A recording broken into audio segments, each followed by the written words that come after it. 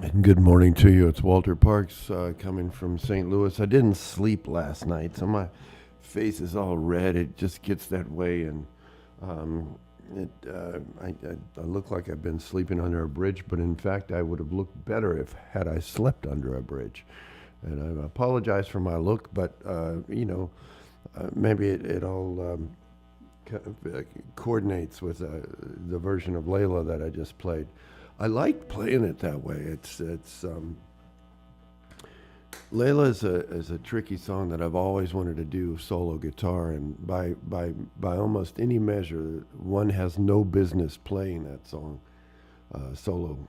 But I've just about covered all the notes, and but I'll get it someday. But it's one of those things. I love playing songs that are kind of popular, that are well known. It keeps me on my toes in one sense. I mean, a song like Layla's almost like Happy Birthday or something, or a Christmas Carol. If you mess up Layla, everybody knows it immediately. So there's something about that those kinds of songs that sort of draw me in. And yes, I don't always play them perfectly, and yes, that's why the Lord Jesus made CDs, so that we can buy perfect performances of things. I don't have a perfect performance of Layla, but I will someday.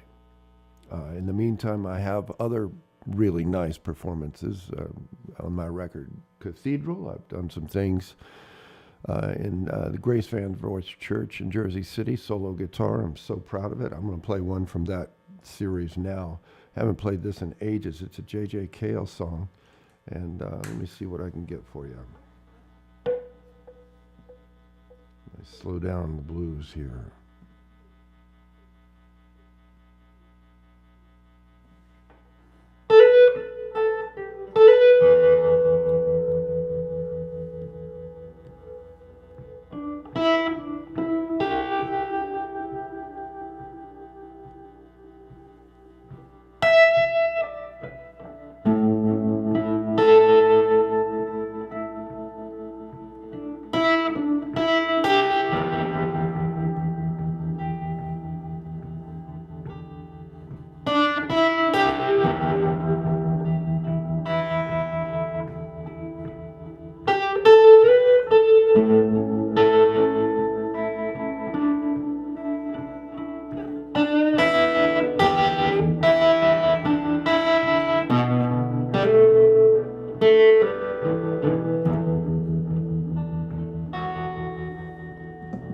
Don't take her for granted. She has a hard time. Don't misunderstand her. Don't play with her mind. Treat her gently. It'll pay you in time. You gotta know she's a sensitive kind. Tell her you love her each and every night. You would discover she's gonna treat you right. If you believe, I know you'll find there ain't nothing like the sensitive kind.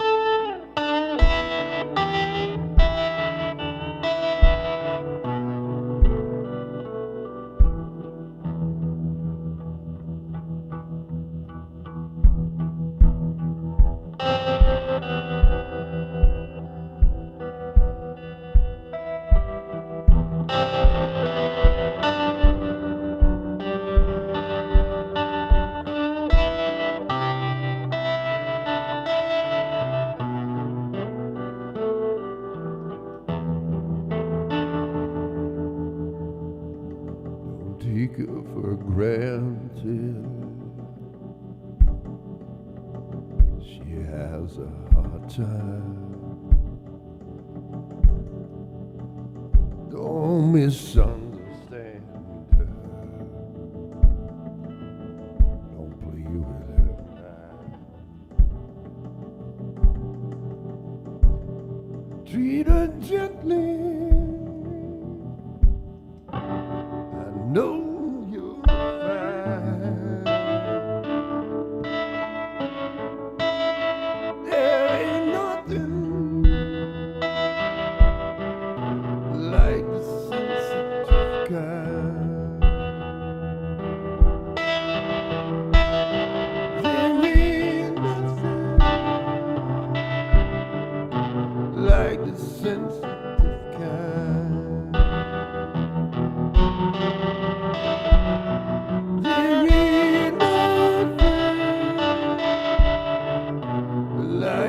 Sensitive kind.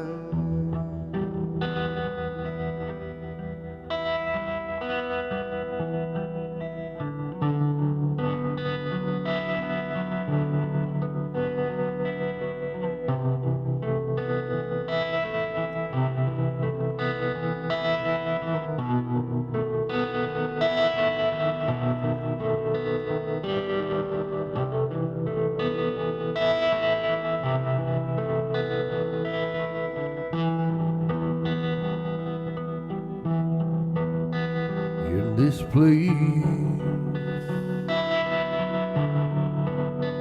filled with empty space,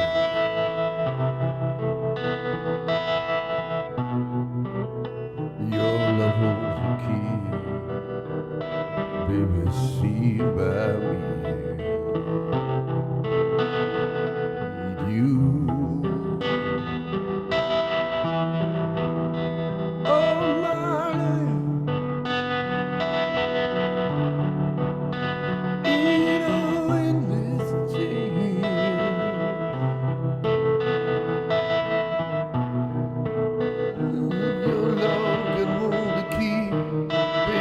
See by me,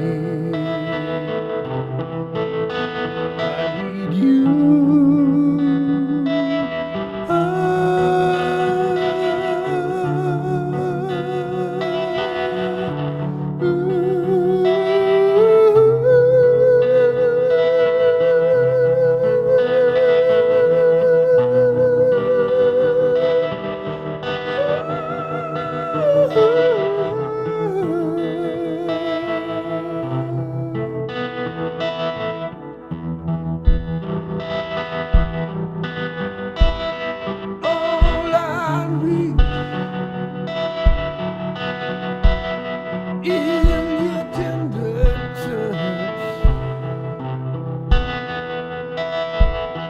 Your love was the key, darling, see by me. I want you, I want you, I want you.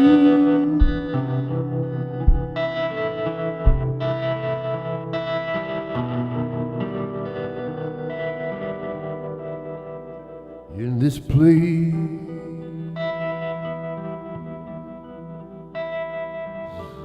filled with empty space.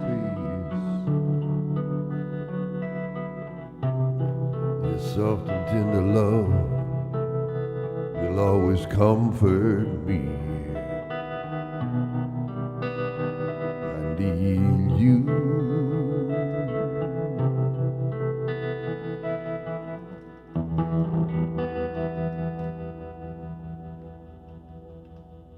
The beautiful song by Robin Trower called In This Place from the Bridge of Sighs album. That album, you know, people ask me sometimes, or they ask all performers, what got you into this? And I think that album more than anything, I like the sounds on the record. My neighbor across the street, I lived in Jacksonville, Florida at the time. It must have been 1971 or 1970. And he would blast Bridge of Sighs. And it was the only time in my life that I really wanted to hear somebody else's music, you know. And that was the thing that bothered me the most about living in Jersey City, in spite of the fact that I missed the neighborhood. Folks would stick their speakers in the windows and blast it out, but I had no interest in the music that a lot of people were wanting to play. But back then in 1970 in Jacksonville, Florida, I was always happy to hear Robin Trower's Bridge of Sighs at full volume. And I fell in love with those sounds, and those sounds kind of lured me into being a guitar player. And I asked my mother to order a Sears Silvertone guitar for me, not knowing how far away from Robin Trower's sound a Sears Silvertone would place me. But, you know, that's all part of it. You learn. You try something, you have a hunch, and you say, let's go for it. But the most important thing is that you do go for it. I think to be a little spiritual about it, I think it's important to use the resources that we're born with and to be productive. I'm all okay with being productive. A lot of people say, well, you need to work less. You work too much. But I don't believe that that's as the Lord would intend it. I think the Lord gave me resources, and I have to use it. But what my good friends and my well-intentioned friends mean is that you'd get more done if you rested more. And they're probably right, and I didn't rest at all last night. I tried to sleep, but I was thinking about all the things I said incorrectly, all the misstates and misdeeds of my life. I had one of those sleeps. I know you all have had them, and you just can't shut the mind off. But I woke up this morning wanting to play Eric Clapton's Layla, and so I didn't wake up. I stayed up, really, and I worked that out. And that was J.J. Cale's Sensitive Kind. I think J.J. Cale's from Oklahoma. I'm going to Oklahoma this coming weekend, and I won't be with you next Sunday because I'll be traveling back from Oklahoma. I'm going to the opening of the Bob Dylan Center in Tulsa. I know Leon Russell's from Tulsa, but I don't know about J.J. Cale. But anyway, another J.J. Gray, sang with my group Swamp Cabbage on a record that was dedicated to J.J. Cale.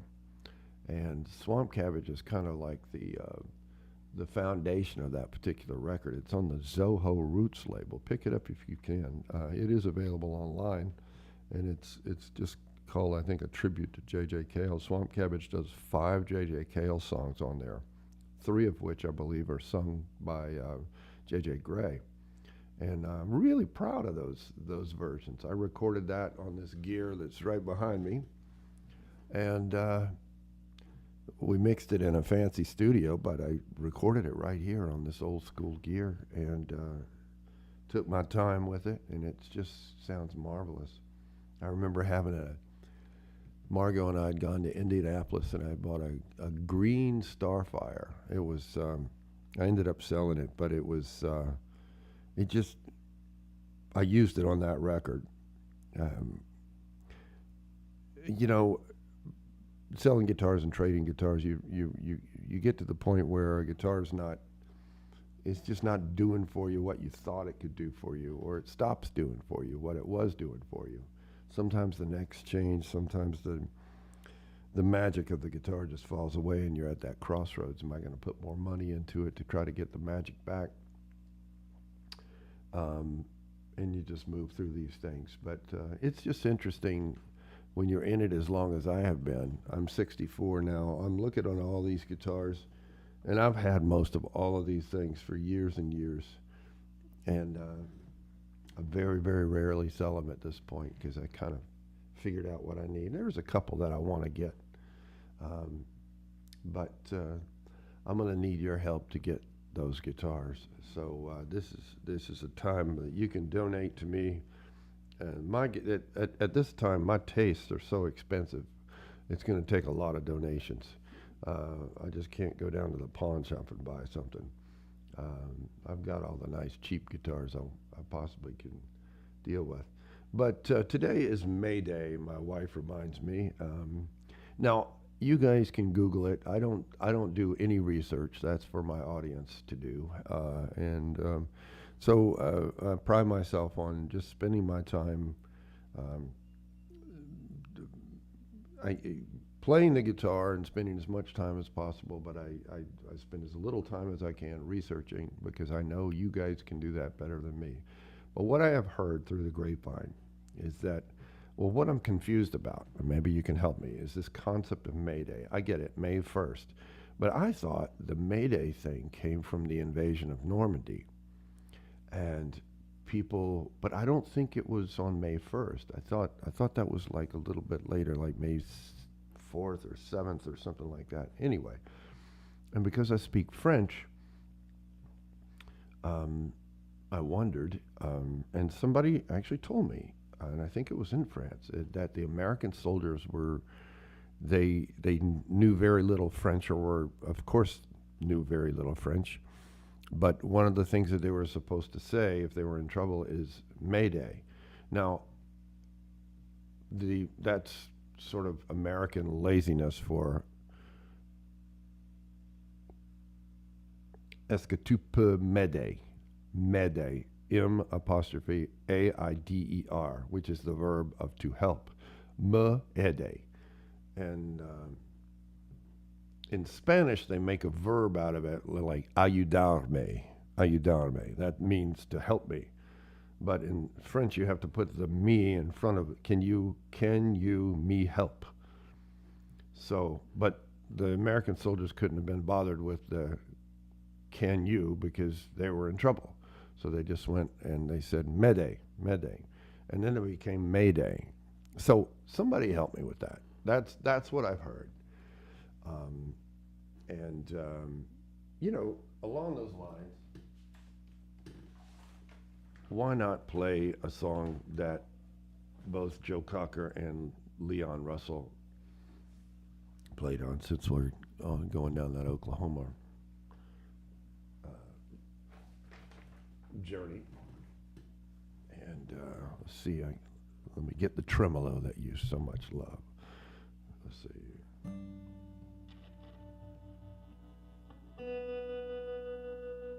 Let me get a nice fast tremolo for you on this one. That'll be all right. It's a little triplet thing. No, that's way wrong. I'm setting a delay, folks. And if the delay unit doesn't match the tremolo unit, it's a train wreck, and you'll turn your TV sets off.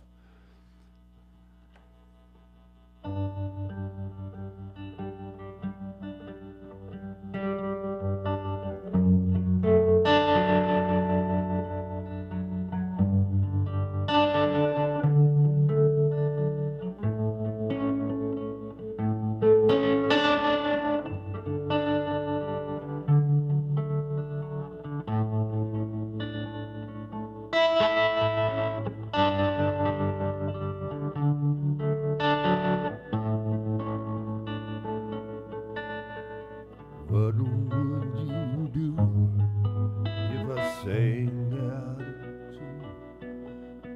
stand up and walk out on me.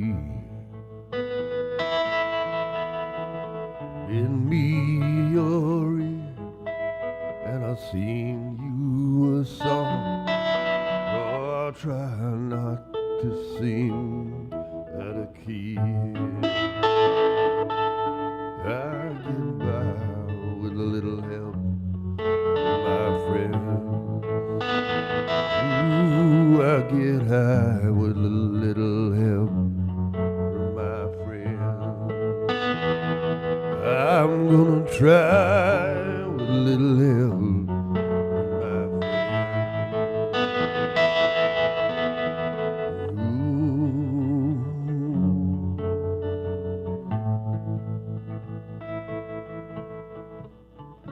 What do I do when my love is away? Does it worry you to be all alone? How do I feel at the end of the day? Are you sad because you're on your own? Oh, I get by with a little help from my friend. I'm gonna try with a little help from my friends. Yeah, with a little help from my friends.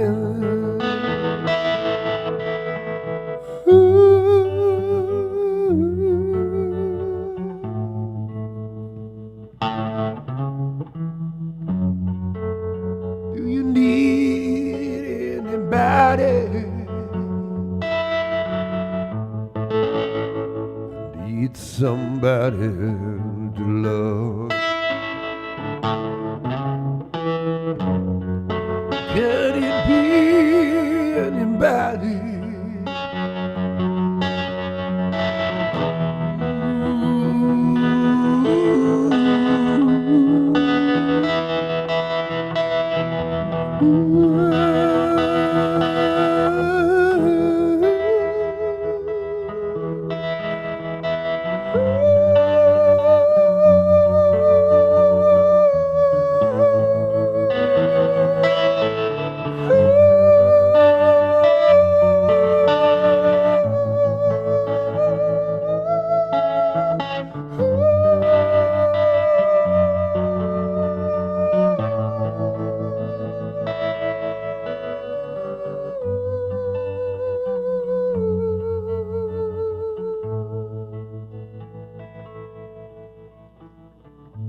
Would you believe in love at first sight?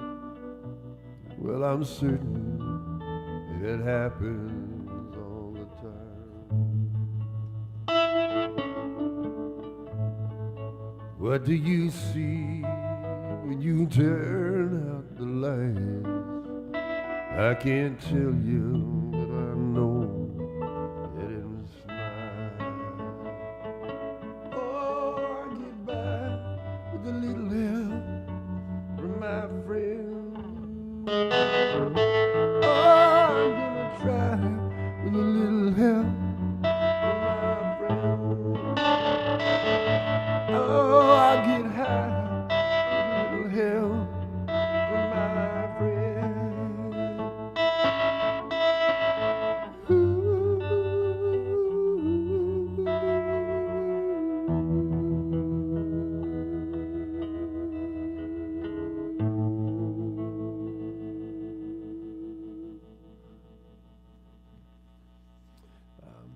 Maybe I said that was by Joe Cocker. Hopefully I didn't say that, but I definitely identified it as a Joe Cocker tune, which it isn't. It's probably a Lennon McCartney tune.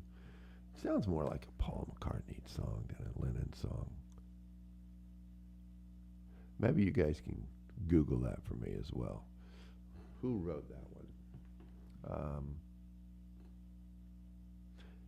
I'm surprised when I saw the Get Back documentary that John Lennon played as much guitar. He was doing a lot of the heavy lifting in those tunes. He was the like the riff guitar player, and Harrison was kind of the as they used to say, rhythm guitar player. And he did some leads and fills, but most all the leads and everything seemed to be from John Lennon. That surprised me. Lennon McCartney wrote it, but the way that partnership worked is one or the other would really, the guy who sang it would generally be the one who wrote it. And they just kind of, they helped each other on the songs, but one or the other would do the meat and potatoes of the song, would have written it, and then they would both kind of put a bow on it and tidy it up. But I can't remember who sang that, but it sounds like a Paul McCartney singing it. But yeah, what are people saying? So we have a lot of people are back. Kristen Barner's. Oh, Kristen's back. Yep. We have Barbara Brown is traveling through the Painted Desert. Oh, the Painted Desert. Is that the Painted Desert in Alaska, Arizona? Oh my gosh. Ray Dillard's back from Louisiana. I'm sorry, Ray, we couldn't work together on this last trip. I ended up not going down there. The Painted Desert. I was the Painted Desert National Forest off I-40, which also goes, no, I-64 goes through St. Louis, but I-40 goes through the Painted Desert. And years back, and there were signs, don't walk out into the desert, which of course I ignored. And this was in December, so I didn't have much of a fear of snakes at that point. And I just walked as far as I could, and I could, because I started from a kind of a promontory, it was, I could always turn back around and orient myself to where I came, from where I came. So I wasn't worried about getting lost. Unfortunately, I took a slightly different path on the return than I did on the send-off. And the return took me through these little wonderful-looking gentle hills, which turned out to be what they call badlands. And I started to sink, and I sank up about as far as almost to my waist. And I was getting to the point where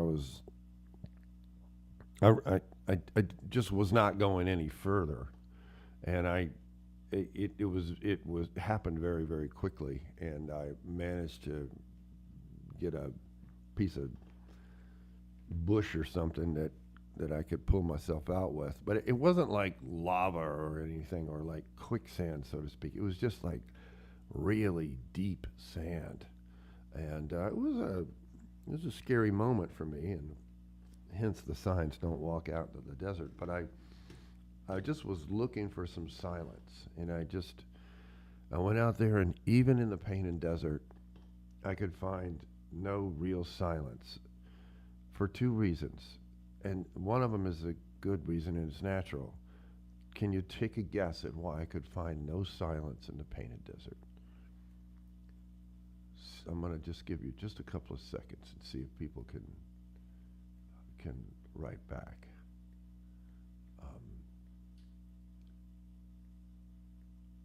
Well, I'm going to noodle just a little bit to see if you guys can come up with a reason why I could find no silence in the Painted Desert.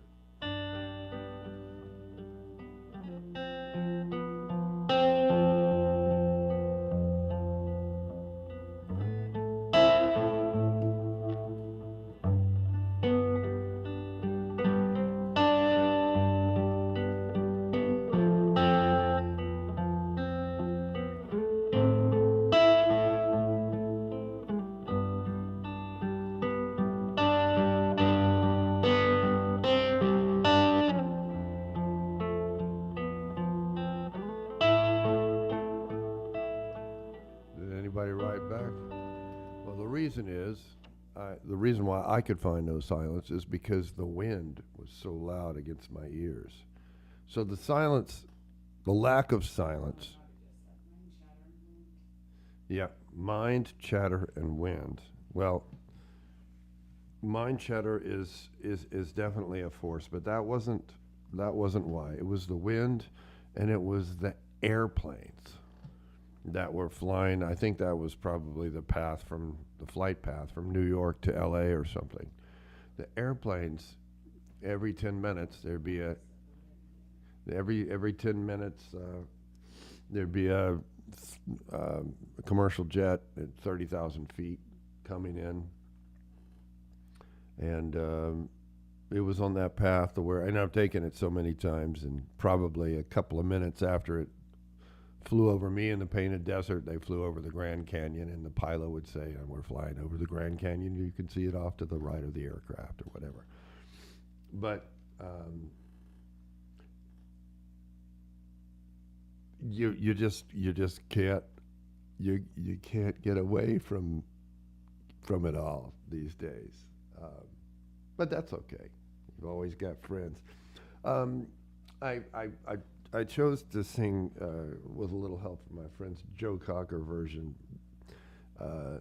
is the one I'm tipping my hat to, because of the concept of Mayday and Mayday, of help me. And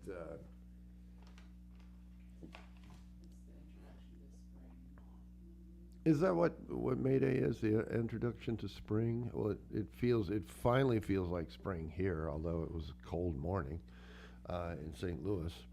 My mother in Florida reports that it's downright hot, and but I feel like playing a hymn now. I haven't played a hymn, and the show is titled Hymns and Hollers, so why not? Here we go.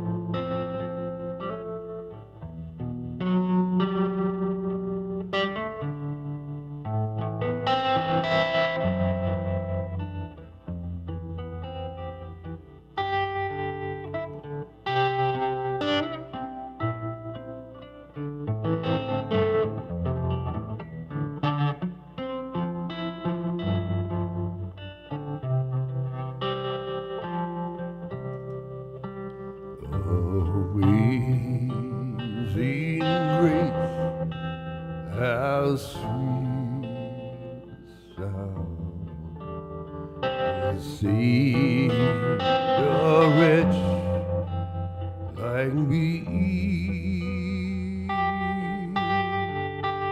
I once was lost, but now I'm found.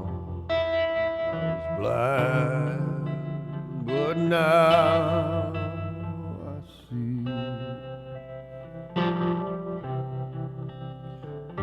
Through many dangers, storms, and snares, I already gone. Was great that made me see thus far, and grace is gonna lead me home.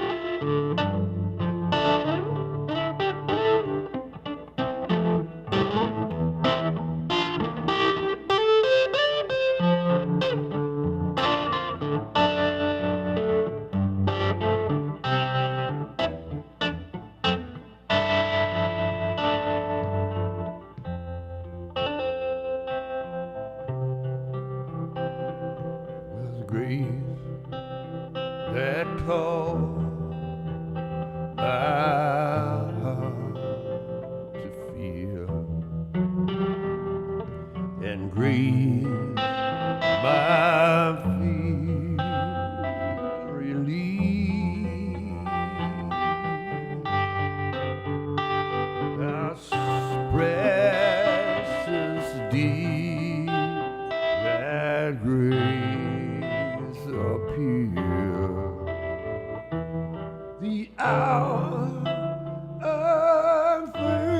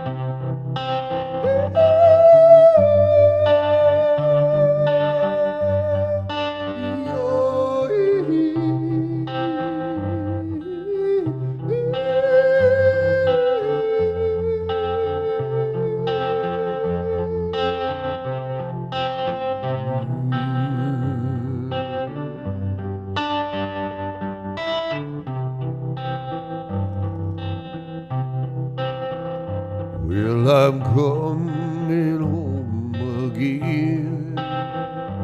I'm bound to see my kin.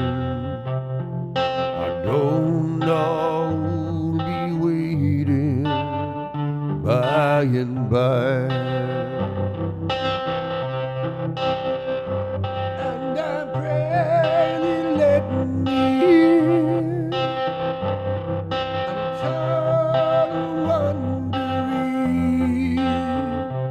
And I don't know if I'll make it by and by.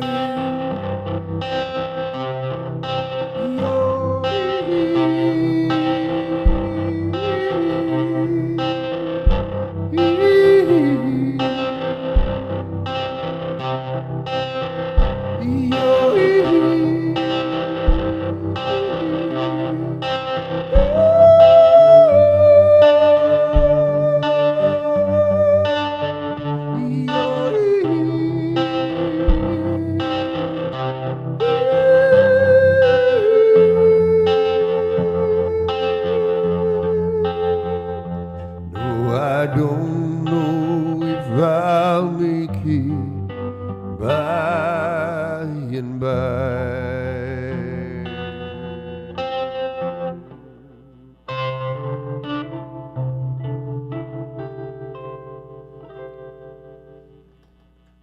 Amazing Grace. When I was a kid and I would sing those lyrics as we all did, I would just sing right through that part of singing about what a wretch I was, or what are the lyrics? Amazing grace, how sweet the sound, saved a wretch like me, and I just sing through that. It's how many things in life do we just sing through and we don't really think about? And it was only recently, in the last 5 years, of really kind of researching a lot of the roots to the music I love, which to me have all led me back to either spiritual music, came from the black experience, or Christian music, which are hymns. That's the roots of either all the rock and roll or all the blues and jazz. All the stuff I love comes from either Christian hymns or what they used to call Negro spirituals. That was the historic word for them for years. And I'm just so grateful that I'm digging into that. But the concept of Amazing Grace was that a slave ship captain wrote that in in his chambers, finally coming to the realization that what he was doing was horrid. And I picture him by candlelight as the boat was creaking and him writing those lyrics out. And it was put to the music of a song called New Britain. I bet you don't know that. Maybe a lot of you do. But, and so in the Okefenokee days, they would sing a song called New Britain. And they would do that in shape note singing style and put the words to Amazing Grace to it. But if they were reading that in the shape note hymnal, it would say New Britain. And so I don't know when the dates of all of that happened. New Britain was probably written as the music way before Amazing Grace was. But I'd love to know the history about New Britain, but I'm not going to research it because I'm going to keep playing and you guys can do all that. I was in a music store the other day and the salesman was distracted, which sort of irritated me a little bit. And this guy's a great guitar player. I'm not going to tell you who he was or where I was, but he's a great guitar player, and of course I'll forgive anything that a great guitar player does. But one of my pet peeves, I don't know about you guys, but one of my pet peeves is if I'm in a music store and I'm in front, not a music store, if I'm in any store, it could be Starbucks, it could be a music store. If I'm in the flesh, standing in front of a service person, and they opt to do anything other than help me, I get, it's not offended is the wrong word. I get pissed, as Jesus would probably say. I get mad, and I don't get mad and start throwing things, and they don't have to call security, but you know, they have those headsets and things now at Starbucks, and they will actually help somebody driving up into the drive-in window. They will prioritize the person who's in their car, in the leisure of their car, which is like a first-class seat on an airplane. They will prioritize the drive-through guy before the person who's gotten their butt out of their car and come in. And that just churns me. It just makes me so mad. I hate that. What is that? We prioritize the automobile. The drive-through is always more important, the drive-through people. So anyway, I'm in this music store, and, you know, I'm asking the guy about these guitar pedals and everything. And he's just not with me. And I'm thinking, oh God, you know, yeah, he probably hit too hard last night. Maybe drugs, maybe he just drank. He didn't look too good. And maybe it was the COVID. I hadn't been in there in 2 years. And then he says to his buddy in the back who's repairing guitars, has the solo happened yet? And I'm like, what is this guy? Is he hallucinating? He says to his buddy in the back, and he's helping me. I'm on the other side of the counter. He says to his buddy, has the solo happened yet? What he's doing is he's listening to the music that's going through the PA system in the music store. And he's waiting for the solo of this song. He goes, this is one of the best rock and roll solos ever. And I thought, if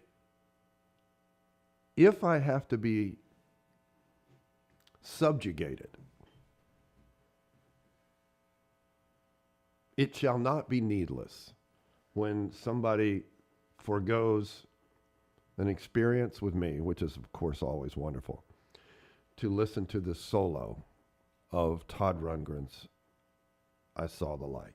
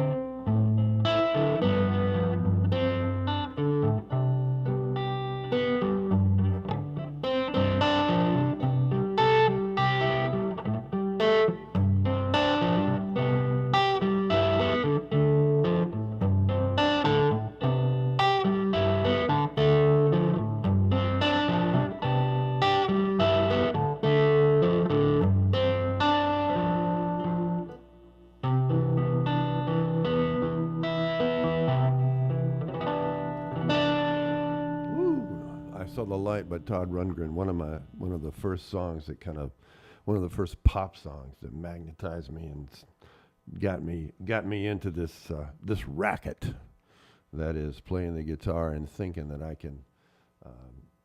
I have business traveling around and sharing what I do with the world. I certainly do. I put in the hours and I've learned the instrument and I've kind of figured out how to do it my way. So I just jest when I say when I express that maybe I have no business doing that. I certainly do, and I'm infused with passion for playing the guitar, and that's one of the reasons why it's a song like that. And it's so fun to convert a pop song with drums and organ and Todd Rundgren's voice to this, and you saw how quickly the guitar solo went by. And then it gets to the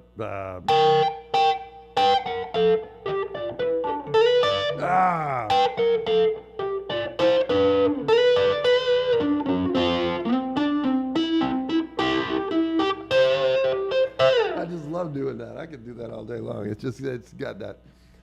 I learned the harmonies to it, and that's what makes it a cool solo. Because a lot of times, I mean, not many guitar players kind of would record those 2 and 3 part harmonies. Brian May of Queen did it, and I think George Harrison did a little bit of that in songs like "While My Guitar Gently Weeps" and that kind of thing, maybe.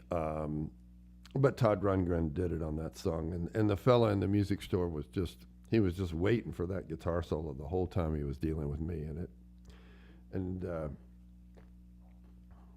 I was all right with that. If I have to be ignored, let it be for a Todd Rundgren solo. So I hope you've enjoyed your time with me today. I'm going to do one more song. I don't know what time it is. My monitor's not working, so Margot's been passing me the cards and letters that you write in, and Steve Butler's birthday. I wish I had "Happy Birthday" worked out, but it's one of those songs I've never memorized, and in my entire career, I've never played "Happy Birthday" without making a darn mistake in it. I just don't know why, but I always mess up that song, and one should not mess up "Happy Birthday." It's just not done. So I'm gonna play a song from the Okefenokee. This is my latest rendition, and I'm in an electric guitar mood. Y'all, if you tune in regularly, sometimes I go for a whole month, and I'll play Richie's old uh, D40, the Guild. But I'm I'm I've been playing some shows here in St. Louis with Alan Ferber, who's a trombone player, and I just go out with this electric and the stump box, and Alan plays trombone, and we just have a great time. Um, got some shows coming up in the summertime. My next show, for those of you in the Jersey City and the Northeast area, is going to be the first one. I think is May 23rd. No, it's the 17th or something like that. Why not just? I'm just May 19th, May 17th, May 19th. I'm sure you guys don't mind just camping out and just waiting until I actually show up. So May 19th, I'm going to be in Lansdowne, PA.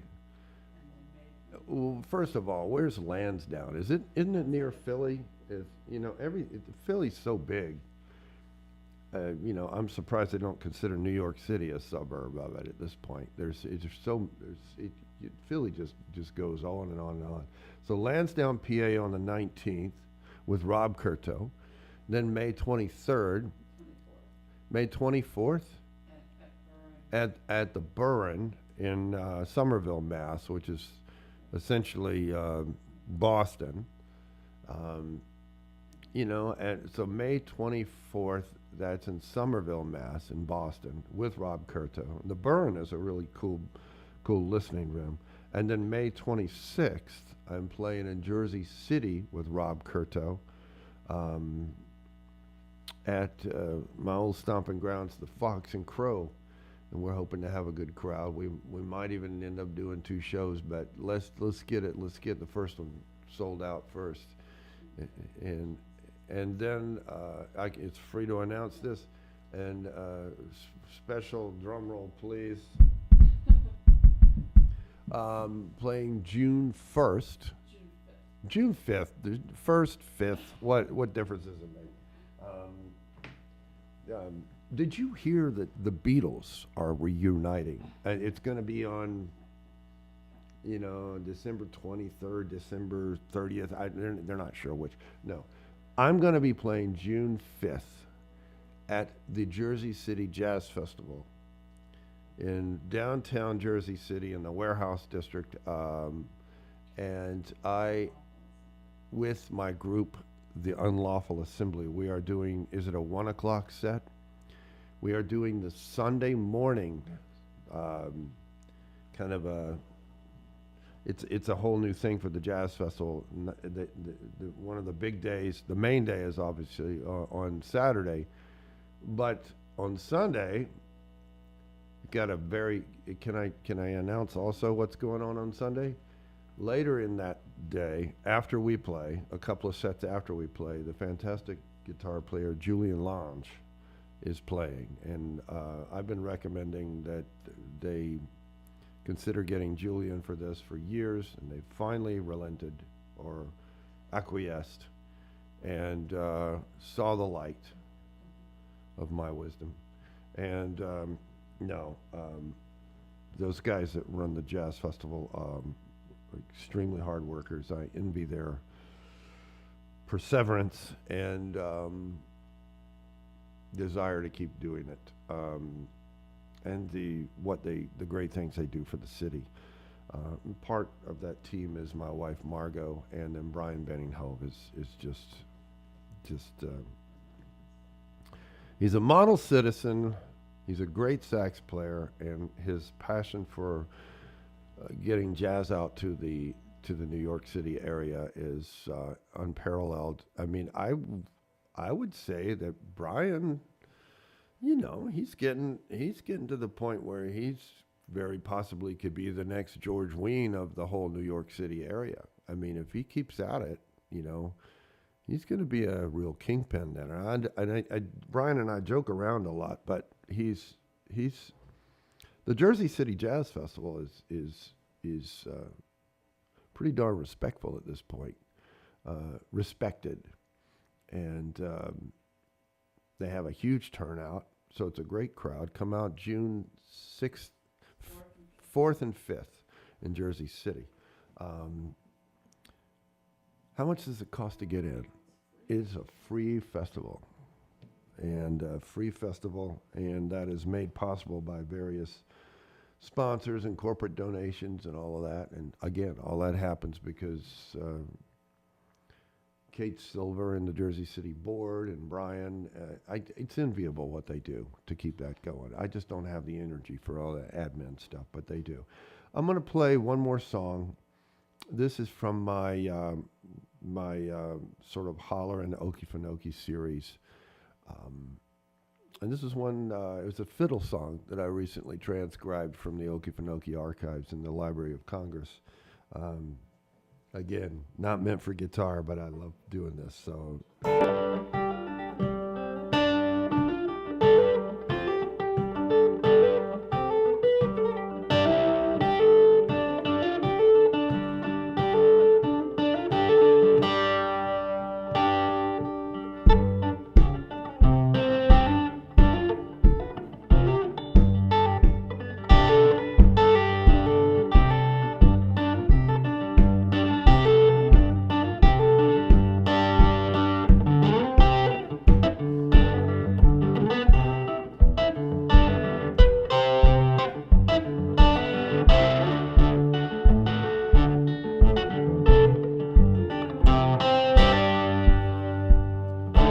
Oh, Joe,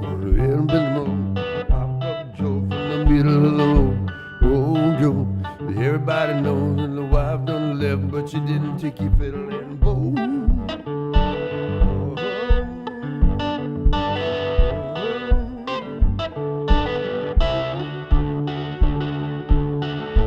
Oh, Joe, everybody knows hop up Joe from the middle of the road. Oh, Joe, everybody knows got the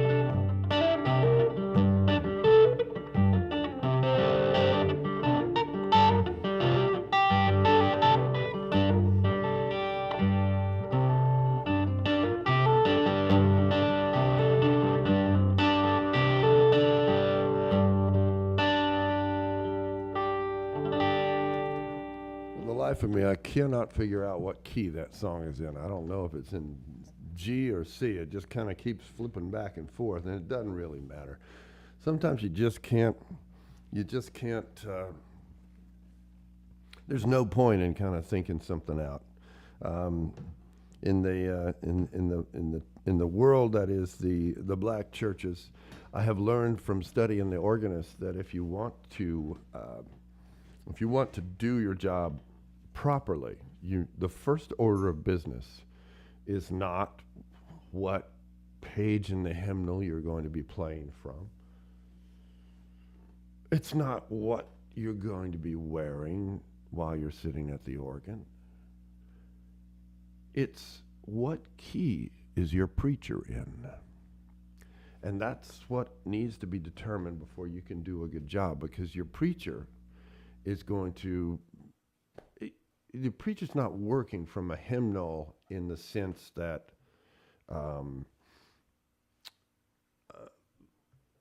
the song is always in the same key. So the organist, he or she has to know the song and the relationships of the chords to each other, regardless of the key. And I just love that. There's a sense of feeling your way through the song and knowing it. I had a conversation yesterday with a woman who's helping us with some landscaping, and she had one of those last names of Opolis or something like that. And I said, well, you must be Greek. Yes, I'm Greek. And I said, well, let me tell you a story about how I came to appreciate Greek folks. Just my little 2 cents, and I'm going to leave you with this today. And she says, well, tell me the story. And I said, well, I think I will.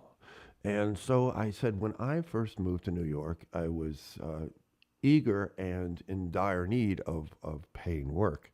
And I saw an ad in the New York Times for we need a guitarist who knows some American songs. Of course, I knew American songs. I knew all the hits of the day when I first moved to New York City. That I might be called upon to play at a wedding, like Bob Seger tunes and those sorts of things. This was music was nothing like it is now. It was just still kind of rock and roll as we used to know it.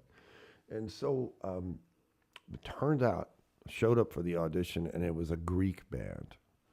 Now, nobody in the band, except for the band leader, except for the band leader's son, nobody spoke any English. So the driving force of the group, the bass, the drummer, the piano player, the singer were all Greek. I was hired to be the bass player. So they liked me, and I could play the American songs. So I was their representative at Greek weddings for, if anybody came up and requested something American, Johnny B. Good, Chuck Berry to Bob Seger, that kind of thing. I was the guy I was their reason to be able to say, yes, we can play American music. So, but here's why I came to appreciate the Greek folks in a certain way, because they could not communicate to me in terms of English, or they basically helped me through the music. And it helped my musicality because I had to turn my brain off. I had to anti-intellectualize myself in a certain sense. And I'm not trying to get into this whole neo-political thing of anti-intellectualism. I'm saying that in order for me to survive on this gig, I had to turn my brain off. My internal chatter, as Nave referred to it earlier. And so I had to approach this music from the heart, from its foundation of my role as a bass player. And so Greek music is strange. I mean, strange in terms in terms of judging it against Western music or pop music or American music. There's never a 1, 2, 3, 4, 1, 2, 3, 4. It's not. It's not like that. It's 7/4 next to 5/4 next to 3/4. It's just odd. It's weird. And musicians would say it's odd time signatures. And I could not. Nobody could articulate that stuff to me. So at a certain point, I just said, "Screw it," and quit. I just started feeling the music, and that's how I survived. And I was just forever indebted to those musicians for not firing me and letting me find my way through that stuff. Never have I been lauded with more money. The women were throwing dollar bills at me left and right at weddings. You would have thought I was a stripper or something, but I was fully clad in a tuxedo.